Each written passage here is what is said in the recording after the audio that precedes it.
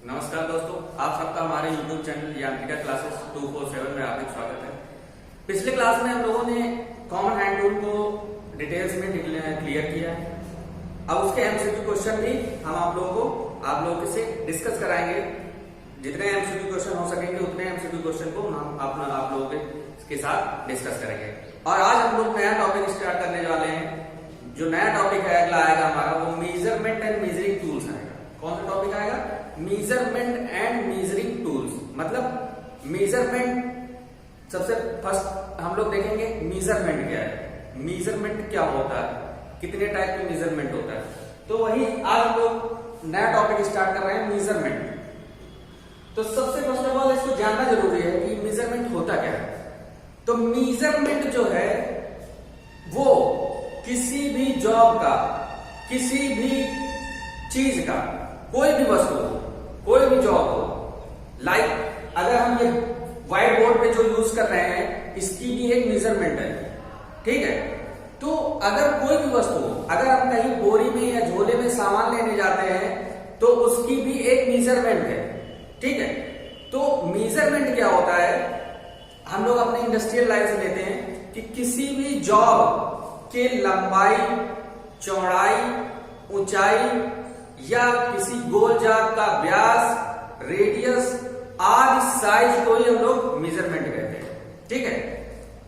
किसी भी flat job का या क्यूब जॉब का, कोई भी जॉब हो, उसकी लंबाई हो, चौड़ाई हो, ऊंचाई हो, या राउंड बार है उसका व्यास हो, उसका रेडियस हो, जो है जो साइज आता है उसे हम मेजरमेंट कहते हैं। मेजरमेंट क्या होता है कि किसी भी इंडस्ट्री का सबसे महत्वपूर्ण है। कोई भी इंडस्ट्री हो, कहीं पर भी हम काम कर रहे हो, अगर कहीं पर भी उत्पादन वर्क हो रहा है, मास प्रोडक्शन या प्रोडक्शन वर्क हो रहा है, वहां पर सबसे बड़ी जरूरी चीज है कि मेजरमेंट, वहां का साइज, एक्यूरेसी, ये सबसे ये चीजें बहुत जरूरी होती हैं। अब हम लोग देखते हैं टाइप्स ऑफ मेजरमेंट। क्या देखते हैं? Types of measurement.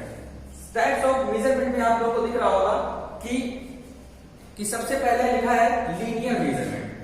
क्या है? Linear measurement. लीनियर मेजरमेंट क्या है कि कोई भी अगर फ्लैट जॉब है, उसकी हम लोगों ने लंबाई मापी, चौड़ाई मापी, ऊंचाई मापी, जो साइज आता है उसे हम लोग लीनियर मेजरमेंट कहते हैं, ठीक है। अब सेकेंड नंबर पे आता है एंगुलर मेजरमेंट। क्या आता है? Angular measurement. अगर हम किसी जॉब में वी ग्रुव बनाए तो दो साइडें आपस में आकर मिलती है, दो साइडें आपस में मिलती है, तो वो जो साइडें आपस में आकर मिल रही है वो कितने डिग्री पे मिल रही है, ये जो मेजरमेंट करते हैं इसको हम लोग बोलते हैं एंगुलर मेजरमेंट। क्या बोलते हैं? एंगुलर मेजरमेंट, ठीक है। रेडियल मेजरमेंट क्या होता है? किसी भी राउंड बार का व्यास मापना, उसका रेडियस मापना, या ड्रिल किए गए होल का साइज लेना, ये सब हमारा रेडियल मेजरमेंट के अंतर्गत आता है। किसके अंतर्गत आता है? रेडियल मेजरमेंट के अंतर्गत आता है, ठीक है। अब आता है फ्लैट सरफेस मेजरमेंट। बहुत जरूरी है क्योंकि हम अगर कोई भी वर्क मतलब एमएस प्लेट पे अगर कोई भी वर्क कर रहे हैं तो सबसे पहले हम उसको फ्लैट करते हैं, उसके चारों कॉर्नर को, उसके सरफेस को, साइडों को एक दूसरे के 90 डिग्री पे परपेंडिकुलर एक दूसरे के लाते हैं। तो इसके लिए जरूरी होता है हम उसकी फ्लैट सरफेस, साइडें, सरफेस, उसका मेजरमेंट करना। तो उसके ऐसी सतहों का मेजरमेंट करने को हम लोग फ्लैट सरफेस मेजरमेंट बोलते हैं, ठीक है। फ्लैट सरफेस मेजरमेंट, देखो ये सारे मेजरमेंट हैं, ये सब अलग अलग इंस्ट्रूमेंट से मेजर करते हैं, ठीक है। अब ये हम लोगों ने टाइप्स देख लिया इसके। अब हम लोग देखते हैं मेजरिंग यूनिट। तो मेजरिंग यूनिट क्या है कि हम किसी भी चीज को मापते हैं तो हम उसकी एक इकाई निर्धारित करते हैं। क्या इकाई निर्धारित करते हैं? एक इकाई निर्धारित करते हैं। उसी इकाई के विषय में, यूनिट का मतलब है इकाई, उसी इकाई के विषय में हम लोग देखेंगे, ठीक है। तो आप लोगों को ऊपर समझ में आ गया। तो ये वाला हम लोग हिस्सा हटा दे रहे हैं। अब आगे देखते हैं मेजरिंग यूनिट।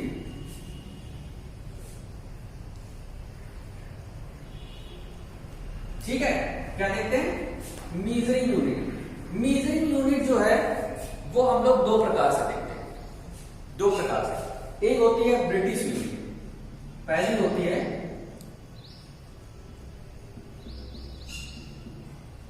British unit. जब हमारे यहां अंग्रेज लोग शासन करते थे तब से उनकी ये यूनिट चली आ रही है, ब्रिटिश यूनिट। इसको हम लोग बोलते हैं एफपीएस सिस्टम। क्या बोलते हैं? FPS system. FPS, foot pound second, मतलब लंबाई का मात्रक जहां पर फुट है, द्रव्यमान का मात्रक पाउंड है और टाइम का मात्रक सेकेंड है, उसे हम बोलते हैं एफपीएस सिस्टम। ठीक है। तो ये ब्रिटिश यूनिट जो है वो पहले के समय में बहुत प्रचलित थी। ऑल ओवर वर्ल्ड में ये सिस्टम जो था ब्रिटिश सिस्टम, ये सिस्टम ऑल ओवर वर्ल्ड में फेमस था, जो सभी जगहों पर ये लागू होता था। तो ब्रिटिश सिस्टम में क्या होता है कि इसमें भी लंबाई के माप लेते हैं, कोण के माप लेते हैं, ताप के माप लेते हैं, समय के माप लेते हैं, मतलब डिफरेंट मेजरमेंट करते हैं, डिफरेंट टाइप के मेजरमेंट करते हैं। तो उनके लिए एक यूनिट निर्धारित की जाती थी। लंबाई का माप लेना है तो फुट लेंगे या इंचेस लेंगे, ठीक है, गज लेंगे, मील लेंगे। द्रव्यमान का माप करना है तो पाउंड लेंगे, वहां पर हम लोग पाउंड लेते थे। अगर टाइम का माप लेना है तो वहां पर भी हम लोग सेकंड लेते थे। ठीक है। तो जो यूनिट निर्धारित की गई उस यूनिट को बोलते हैं एफपीएस सिस्टम, ब्रिटिश यूनिट। तो आइए हम लोग देखते हैं कुछ मेजरमेंट, जैसे इसमें देख लेते हैं कि लंबाई के माप। क्या कहते हैं? लंबाई के माप।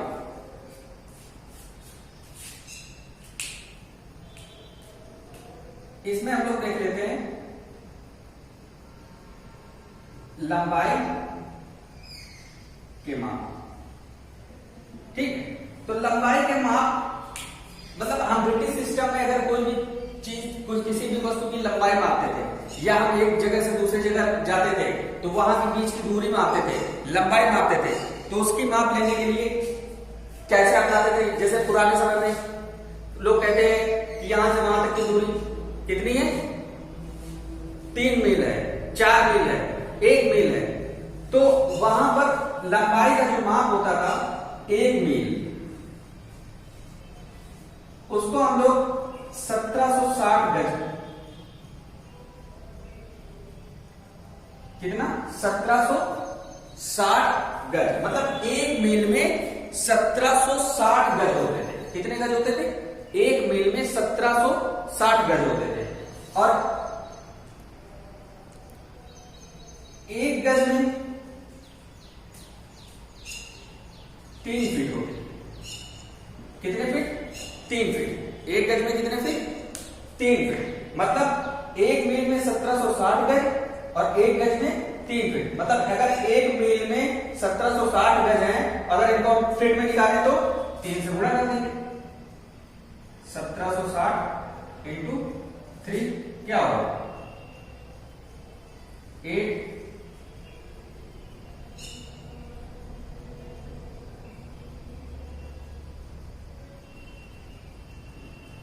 ये सॉरी, गज नहीं होगा, फुट होगा, फीट। ठीक है। 1 मील बराबर 1760 गज या 5280 फीट या 5280 फीट। और 1 फीट में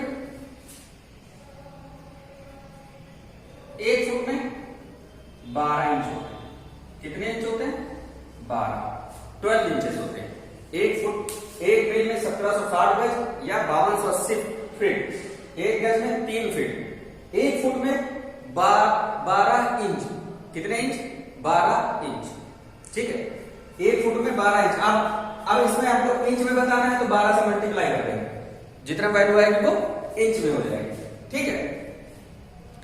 अब इसी तरह हम लोगों ने वहां पर क्या हुआ कि हम 1 फुट में 12 इंच होते हैं। ठीक।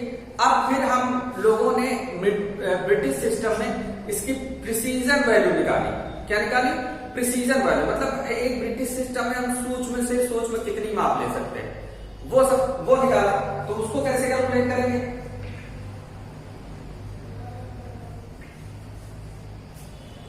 उन्होंने क्या किया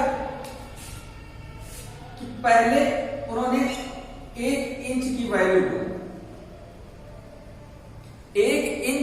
वैल्यू को 8 बराबर भागों में बांटा। कितने भाग में बांटा? 8 भाग, मतलब 1 इंच की वैल्यू को 8 भाग में बांटा। और 8 भाग में बांटा तो उस एक भाग की वैल्यू क्या होगी? 8 भाग में बांटा तो इसके एक भाग की वैल्यू क्या होगी? 1/8 इंच।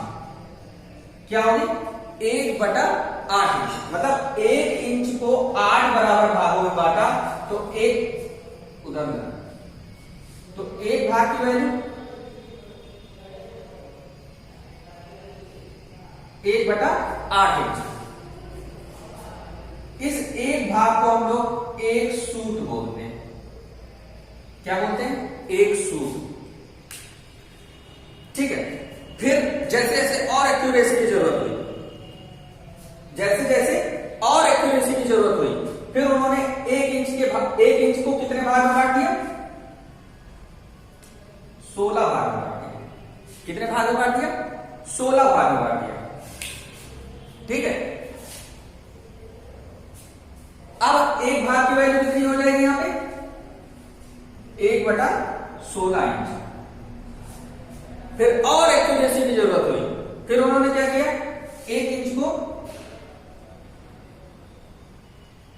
32 भाग में बांट दिया। फिर एक भाग की वैल्यू क्या हो गई यहां पे? 1/32 इंच। फिर उन्होंने सोचा अभी प्रिसीजन जो है वो कम है, फिर उसको उन्होंने एक और स्टेप में बांटा। कितने भाग में बांट दिया? अब की बार इन्होंने 64 भाग में बांट दिया। कितने भाग में बांट दिया? 64 भाग में बांट दिया। अब 64 भाग में बांट दिया तो उसके एक भाग की वैल्यू कितनी हो जाएगी? 1/64। इसको हम लोग बोलते हैं 1 जूल। ठीक है। तो अगर हम लोग पूछें कि एक मतलब ब्रिटिश सिस्टम में सूक्ष्म से सूक्ष्म माप अगर हम लेते हैं किसी भी डायरेक्ट मेजरिंग इंस्ट्रूमेंट से, तो वो 1 इंच को 64 भाग में डिवाइड करते हैं, और 64 भाग 1/64 इंच आता है, उसको हम लोग बोलते हैं 1 जूल। तो उन्होंने यहां तक प्रिसाइज किया। ठीक है। फिर जैसे जैसे और प्रिसीजन मेजरिंग इंस्ट्रूमेंट आने लगे, वर्नियर कैलिपर हो गया, माइक्रोमीटर हो गया, उसको उन्होंने और प्रिसाइज कर दिया और एक्यूरेट कर दिया। तो ये जो है ये डायरेक्ट मेजरिंग इंस्ट्रूमेंट है। डायरेक्ट मेजरिंग इंस्ट्रूमेंट से हम लोग 1/64 इंच मतलब 1 जूल इतनी एक्यूरेसी के साथ हम स्टील रूल से क्या करते हैं? मेजरमेंट करते हैं, वो भी ब्रिटिश सिस्टम में। ठीक है। अब इसी तरह से ताप के माप आ गए। तो ताप के माप में क्या किया इन्होंने?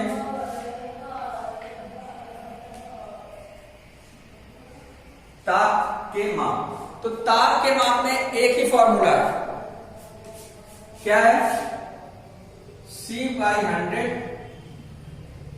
F-32/180 R/100 K-273/100। ये है ताप की वैल्यू, ताप के माप की वैल्यू। तो इस फार्मूले से चाहे वो ब्रिटिश सिस्टम हो चाहे वो मीट्रिक सिस्टम हो, दोनों में इस फार्मूले से ताप की वैल्यू निकल आएगी। C मतलब सेल्सियस, F मतलब फ़ारेनहाइट, R मतलब ह्यूमर, K मतलब केल्विन। ठीक है। अब हम लोग देखते हैं मीट्रिक सिस्टम। अब अगली क्लास में हम इसके आगे बताएंगे आप लोगों को कि इन दोनों यूनिट का आपस में रिलेशन क्या है। फिर इसके बाद हम लोग देखेंगे कि कि मेजरिंग मेथड, कितने मेथड से हम किसी भी वस्तु को माप सकते हैं। ठीक है, तो वीडियो को देखिए, लाइक करिए, शेयर करिए और सब्सक्राइब करिए। Thank you.